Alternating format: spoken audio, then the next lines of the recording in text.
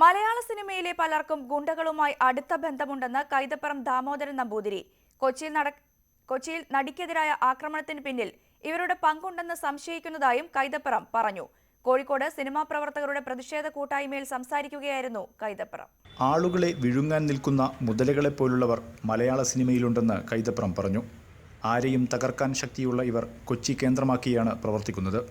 നമുക്ക് പ്രിയപ്പെട്ട പലർക്കും ഇവരുമായി ബന്ധമുണ്ട്. നടിക്കെതിരെ നടന്ന ആക്രമണത്തിന് പിന്നിൽ എത്ര വലിയവരായാലും പിടിച്ചു പുറത്തിടാനുള്ള ധൈര്യമുണ്ടാകണമെന്ന് കൈതപ്പുറം പറഞ്ഞു.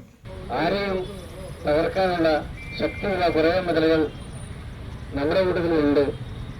അവരെ നമ്മൾ ശ്രദ്ധിച്ചെടുത്തു, നമ്മൾ അന്വേഷിച്ചെടുത്തു, നമ്മൾ മാറ്റിയെടുത്തെടുത്തു. നടിക്കെതിരെയുണ്ടായ ആക്രമണം മോശമായ രീതിയിലാണ് സമൂഹമാധ്യമങ്ങൾ ഉൾപ്പെടെ കൈകാര്യം ചെയ്തതെന്ന് സംവിധായകൻ VM വിനു കുറ്റപ്പെടുത്തി.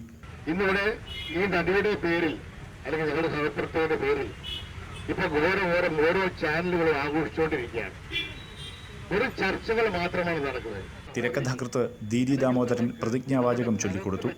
കോഴിക്കോട് നാരായണൻ നായർ, നിർമ്മൽ പാലാഴി, ബാബുസ്വാമി, നിത്യദാസ് തുടങ്ങിയവർ പ്രതിഷേധ കൂട്ടായ്മയിൽ പങ്കെടുത്തു. ന്യൂസ് 18 കോഴിക്കോട്.